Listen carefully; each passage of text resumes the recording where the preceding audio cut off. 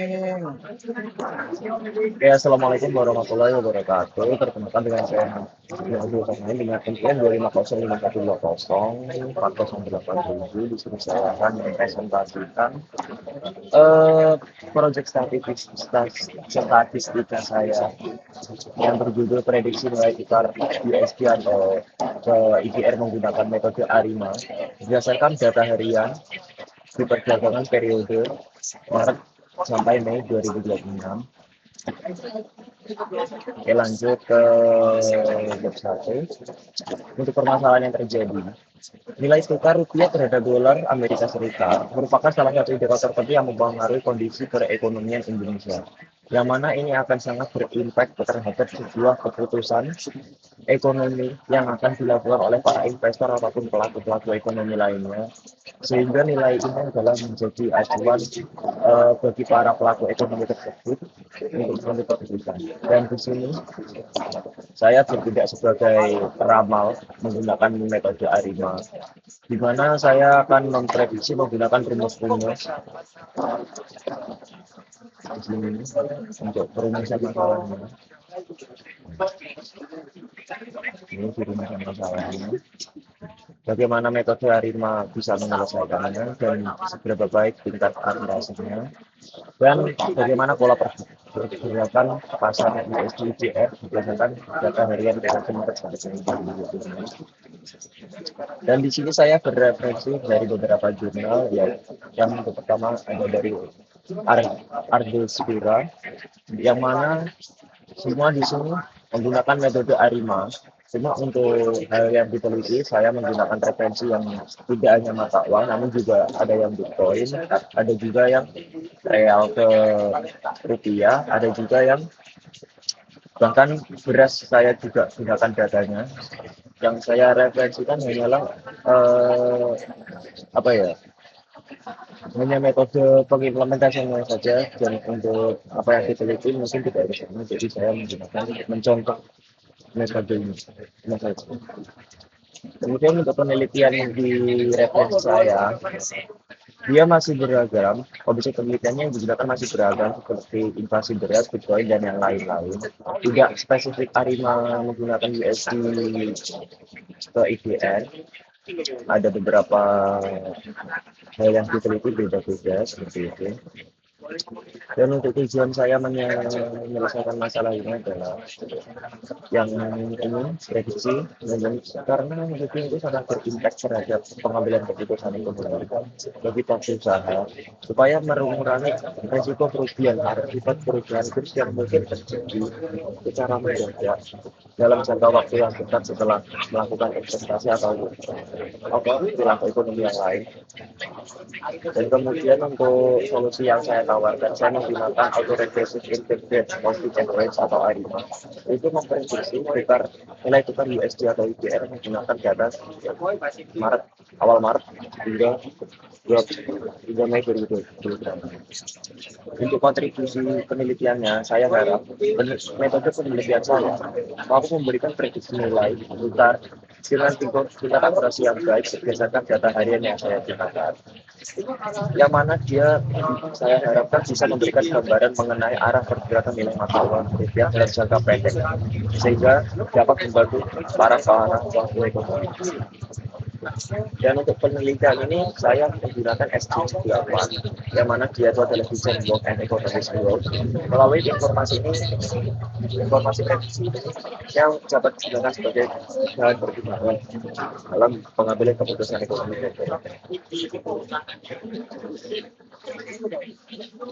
Lanjut ke bab 2. Di sini ada flowchart.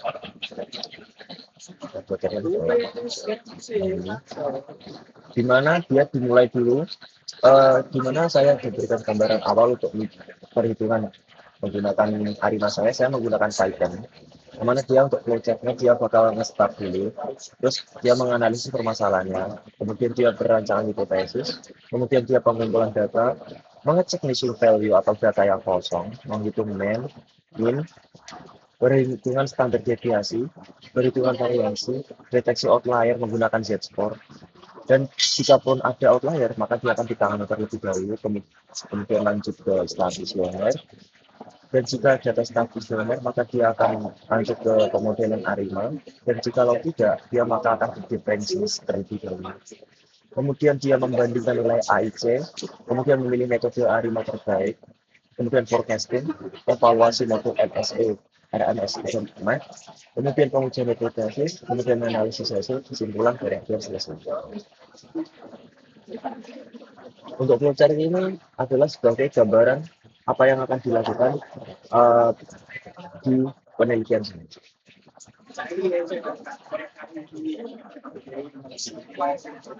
Untuk analisis masalahnya kurang lebih sama konteksnya. Dia menganalisis indikator ekonomi, indikator rupiah sebagai faktor utama yang memiliki pengaruh penting terhadap suatu sektor. Kemudian lanjut perencanaan hipotesis. Untuk hipotesisnya, saya menggunakan nol jika tidak terdapat perbedaan signifikan antara data aktual dan data di prediksi ADIMA. Kemudian yang satu sebagai ada perbedaan yang signifikan antara data aktual dan hasil prediksi ADIMA. Kemudian selanjutnya untuk pengujian hipotesis atau metode awalnya.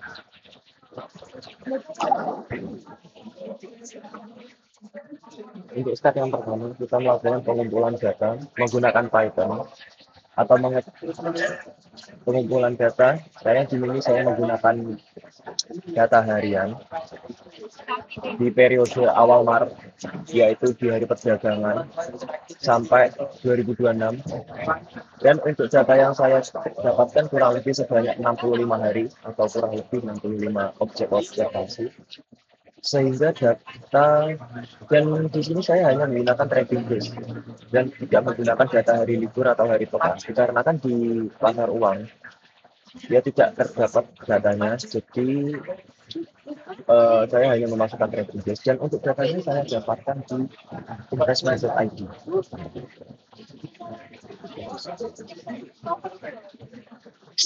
Saya untuk datanya dari investment.com, dan saya menjawab dari periode Maret sampai Maret sampai 2020.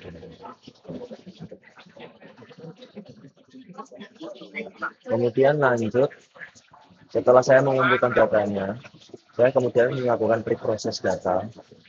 Untuk metode ARIMA, untuk menganalisis data, kita harus memastikan beberapa hal, yaitu kita memeriksa mesin value, kemudian menghitung mean, kemudian mencari standar deviasi, kemudian pemeriksaan variasi, kemudian deteksi outlier.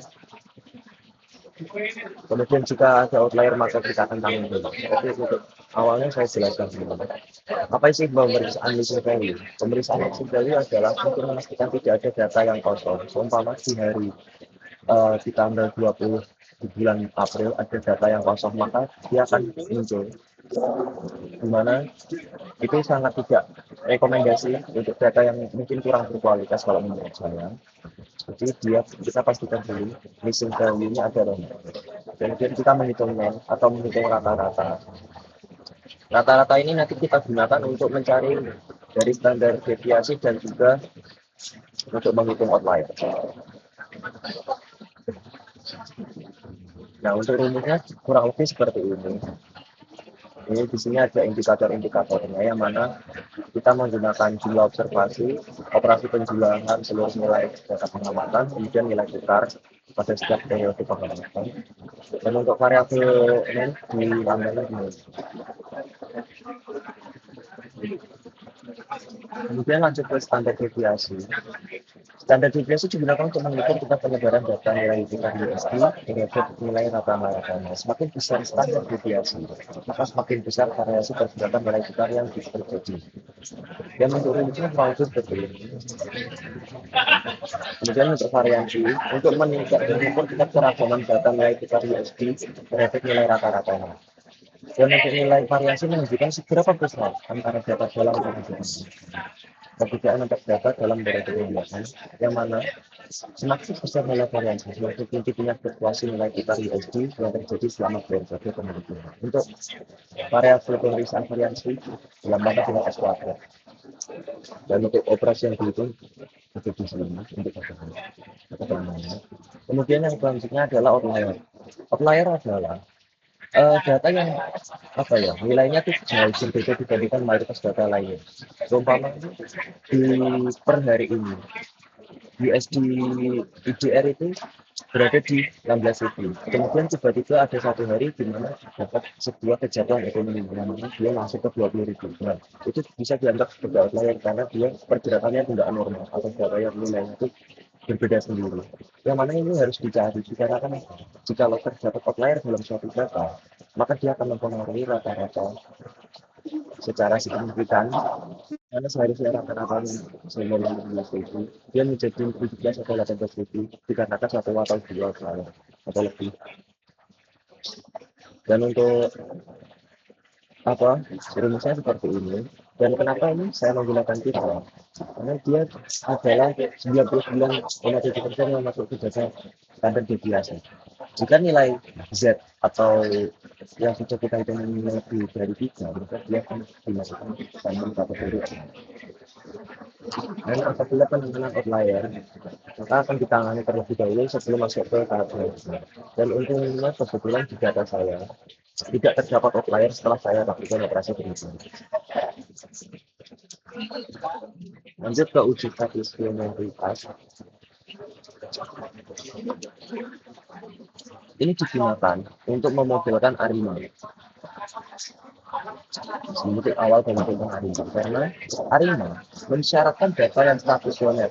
Jika tidak ada belum stasioner, maka akan dilakukan proses differencing. Dan untuk rumus SDF atau stasioner pertama itu menggunakan rumus SDF ini, karena untuk rumusnya adalah seperti ini.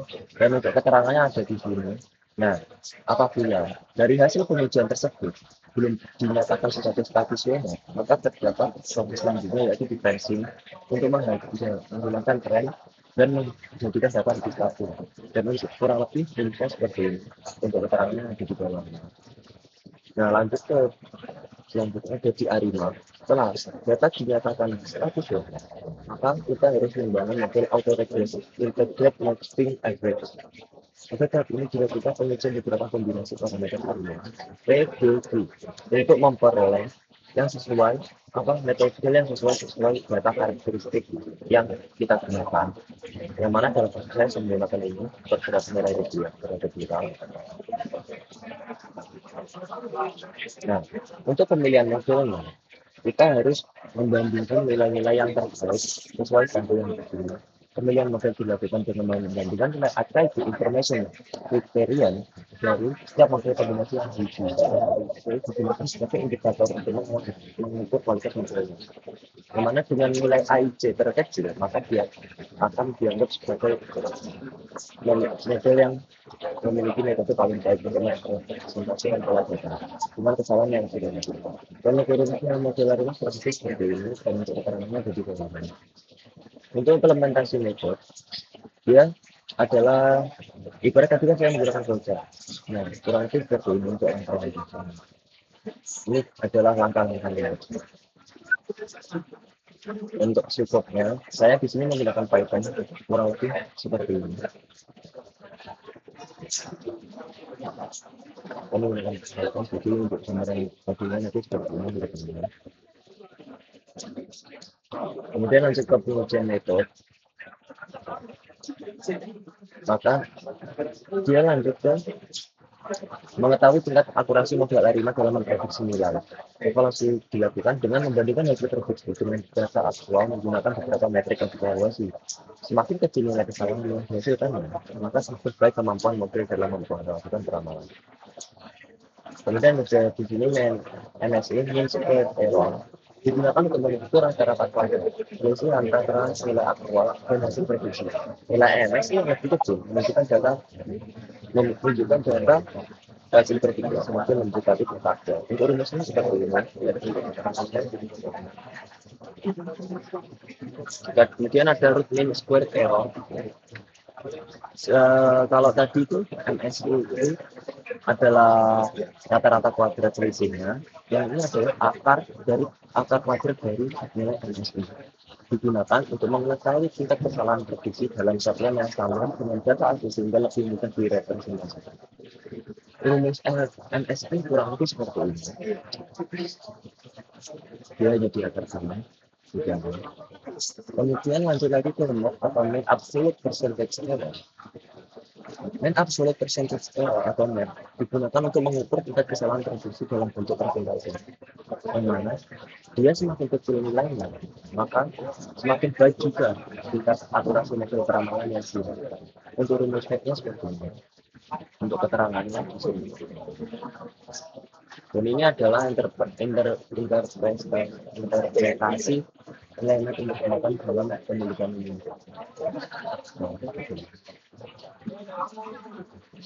Jika nilainya lebih kurang dari 10, maka dia akan dikategorikan sangat baik. Jika dia di antara 10 sampai 20%, maka dia baik. Jika dia lebih besar dari 20% dan kurang dari 50%, maka dia dikategorikan baik. Jika dia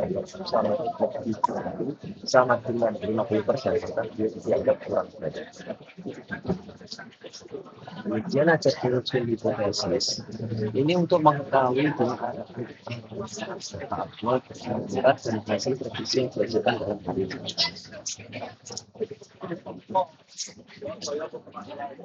Yang pertama ada analisis korelasi. Gunakan untuk mengukur tingkat hubungan antara data aktual dan data yang diprediksi. Dalam penelitian ini, korelasi versi nilai korelasi berarti tentang dari satu ke satu, yang mana jika dia nilainya satu, maka juga nilai positif yang semakin kuat. Dan sebaliknya maka dia akan negatif. Di Indonesia kurang lebih seperti itu. Dan ini adalah keterangannya. Kemudian ada analisis variansi. Analisis variansi digunakan untuk mengukur tingkat penyebaran data terhadap nilai rata-rata. Yang mana semakin besar nilai variasinya, maka semakin besar pula penyebaran data yang terjadi. Yang ini adalah variasi, rumus variasi. Ya, di sini menggunakan dua rumus variasi berdasarkan yang awal tadi digunakan untuk mengukur variasi berdasarkan jumlah data asli sebelum didiferensi. Yang di sini adalah analisis variasi setelah didiferensi sebanyak satu kali. Kemudian untuk analisis kovariansi digunakan untuk mengaruhi hubungan antara data aktual dan data yang diproduksi. Jika dia positif, maka menunjukkan hubungan searah. Jika sebaliknya, maka hubungan yang berlawanan arah. Jadi bisa seperti ini. Dan keterangannya jadi banyak. Kemudian ada uji beda atau variable test. Digunakan dikarenakan variable test berasal dari periode pengamatan yang sama, sehingga dapat dibandingkan secara bebas. Potensi yang digunakan adalah sebagai berikut, seperti yang saya kasih. Untuk rumusnya seperti ini, dan untuk keterangannya adalah seperti ini. Dan untuk kriteria yang digunakan adalah jika p-value lebih besar daripada 0,05, maka memang diterima, sehingga data tidak terdapat perbedaan yang signifikan. Dan jika data p-value lebih besar dari lebih besar sama atau sama dengan 0,05, maka memang ditolak, sehingga terdapat perbedaan yang signifikan antara data aktual dan hasil prediksi. Apa sih 0,05 ini?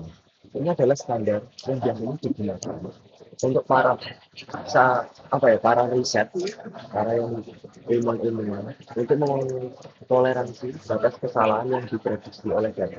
Yang mana 0,05 adalah kata lain dari 5%. Jadi untuk batas toleransinya itu adalah 5%. Dan ini adalah hasil dari perhitungan saya menggunakan Python. Untuk hasilnya seperti ini. Dia pengumpulan data. Saya masukkan di XLSS ya, atau file Excel. Dan untuk grafiknya kurang lebih seperti ini penyebarannya. Yang mana untuk penelitian dimulai dari tanggal ini sampai dimulai dari tanggal 2 sampai tanggal 29 Mei 2020. Dia berdasarkan hari perdagangan. Dan untuk dia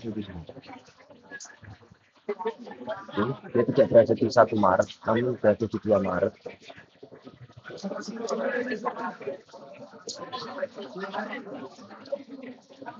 Yang berdasarkan grafik tersebut, dia menunjukkan kecenderungan naik yang berawal dari 16.860 menjadi 17.870 per bulan. Kemudian untuk pemeriksaan missing value, di data saya alhamdulillahnya komplit, tidak ada apa missing value yang terjadi. Kemudian makanya tidak diperlukan penanganan data hilang dan seluruh data dapat digunakan. Untuk statistik berikut ini adalah tadi menghitung mean, standar deviasi dan variansi. Untuk nilainya masing-masing seperti ini.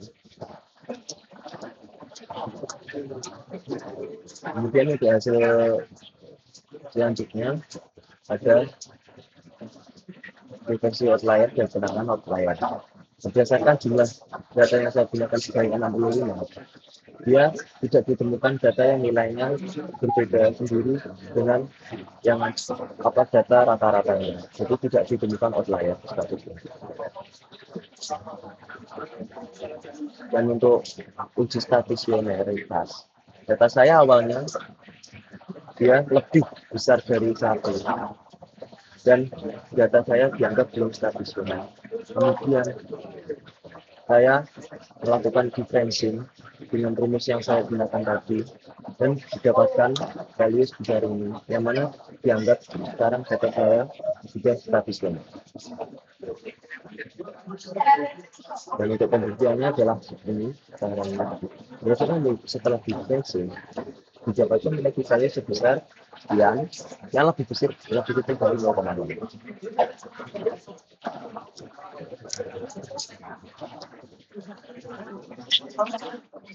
Ini adalah hasil differencing yang menunjukkan pola lebih stabil dibandingkan data sebelum differencing. Kemudian untuk pemodelan hari ini, dikarenakan tadi sudah dilakukan differencing dari kali, maka ada pasti di tengahnya itu dia sama dengan 1. Karena itu kan P, D, I. Untuk D-nya nanti seumpamanya tidak dilakukan differencing maka dia 0. Dan karena sudah dilakukan differencing maka D-nya 1. Dan ini saya menggunakan data seperti ini.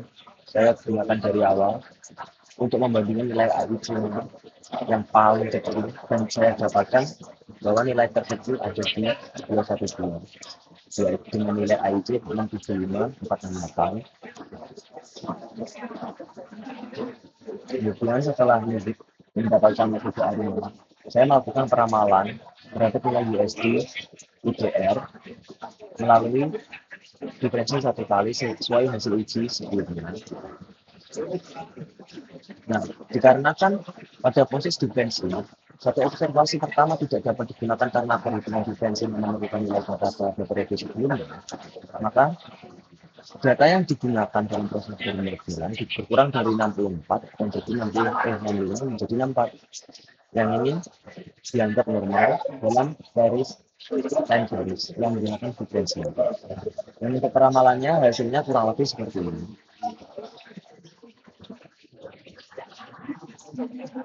Lanjut. Dan untuk grafiknya seperti ini. Ini data peramalan dan ini data aktualnya. Ini ada keterangannya di sini. Prediksinya dia seperti ini. Dan data aktualnya seperti ini.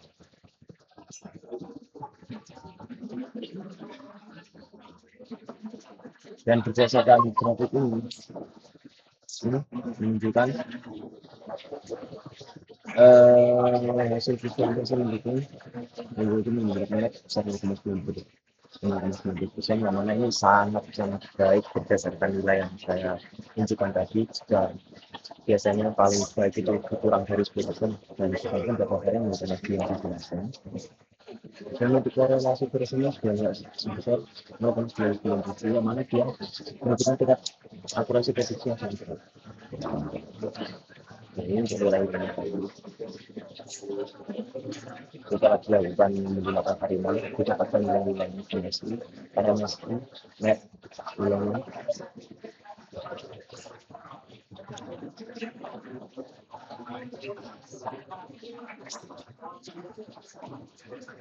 Kemudian lanjut ada pengujian metode ini.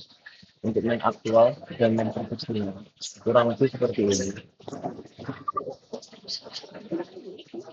Nah, tadi ada main yang berdasarkan data sebanyak 65 dan ini adalah main yang digunakan untuk parameter selanjutnya. Ini dengan aktual dan nanti main profesional.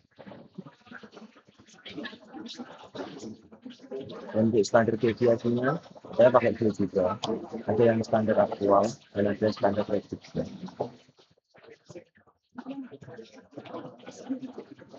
Dan untuk variansinya kurang lebih sama, ada aktual ada yang prediksi.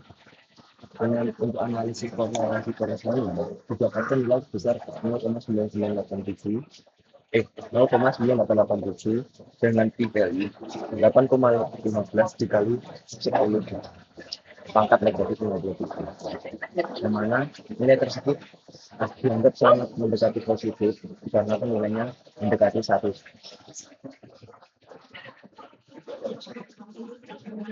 Kemudian untuk kovariansinya, nilai variansi menunjukkan yang positif menunjukkan bahwa data aktual dan data yang diprediksi memiliki kecenderungan hubungan yang searah. Nah, ketika nilai aktual mengalami peningkatan, maka nilai prediksi juga akan meningkat. Bukan lagi positif. Kemudian lanjut ke uji beda atau back sample test, ditunjukkan bahwa nilai beda lebih besar yang didasarkan itu karena diterima dengan satu beda. Yang mana ini juga merepresentasikan bahwa tidak terdapat perbedaan yang seperti antara data aktual dan data yang diprediksi yang dihasilkan oleh satuan belasan publik. Demikian, dalam satu dua, dianggap mampu merepresentasikan dalam data aktual menuju dengan konsentrasi memiliki kecerdasan untuk untuk hasil saya simpulkan bahwa metode ARIN dengan metode kedua nilai angka sebesar 0,52 merupakan yang nilainya IC-nya paling kecil dibandingkan yang lain dengan metode mas dengan dikasih lebih dari yang lain dan untuk hasil evaluasi misalnya menunjukkan nilai M masih sebesar sekian dan RM masih sebesar 1,40 dan M sebesar 50%. Hasilkan interpretasi. Nah, dia sangat baik karena kurang dari 10%. Yang mana menunjukkan adanya suatu dia mampu menunjukkan satu yang sangat mendekati dan melakukan selama proses penelitian. Selain itu, hasil penelitian hipotesis menunjukkan koefisien korelasi tensi sebesar 0,97 menunjukkan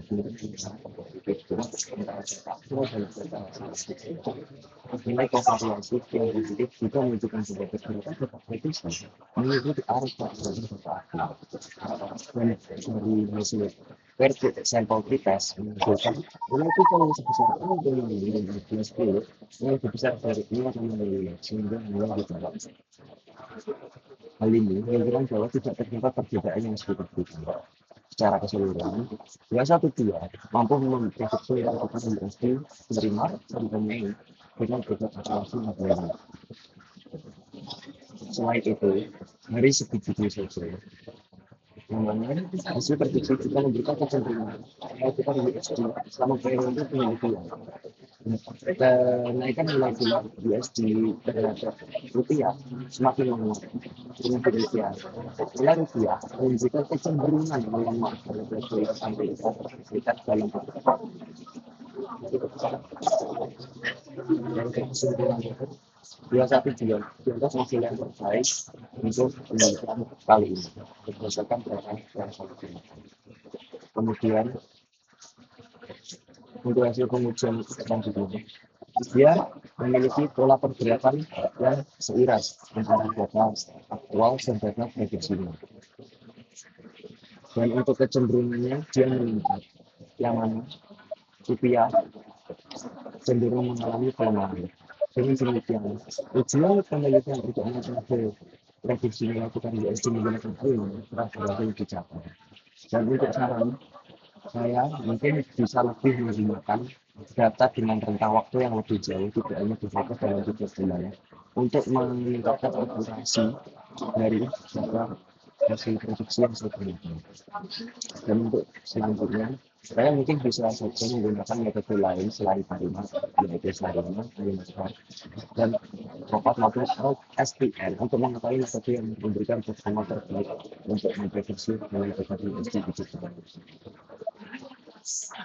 Mungkin untuk selanjutnya saya bisa menunjukkan untuk perhitungan manualnya sesuai yang saya tulis di laporan.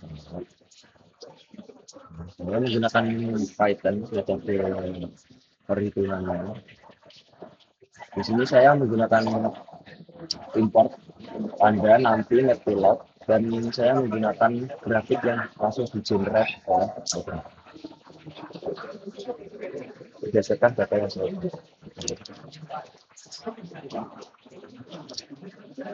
Ini adalah grafik pertama yang saya tunjukkan tadi. Dan ini adalah grafik yang setelah di benching. Dan ini adalah pergantian data keluar dan produksi di forecasting. Dan untuk outputnya kurang lebih sesuai di 0,12% untuk output. Saya belajar ke 0,19 dikarenakan dia kecenderungannya ke atas. Dan untuk data awalnya saya menggunakan kemudian dia data awal dan dia produksinya 600 dan dia konsistensi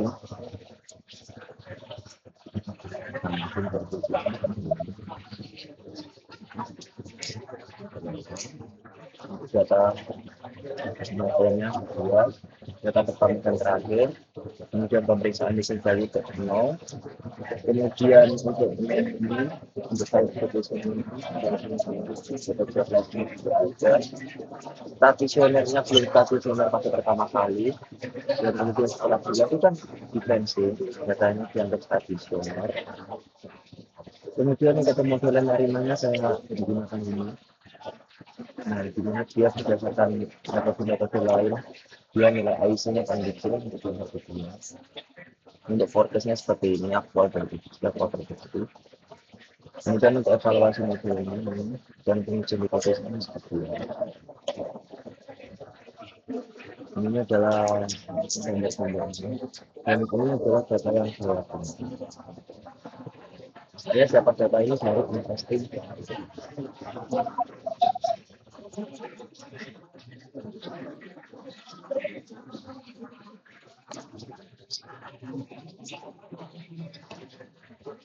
Ini datanya saya coba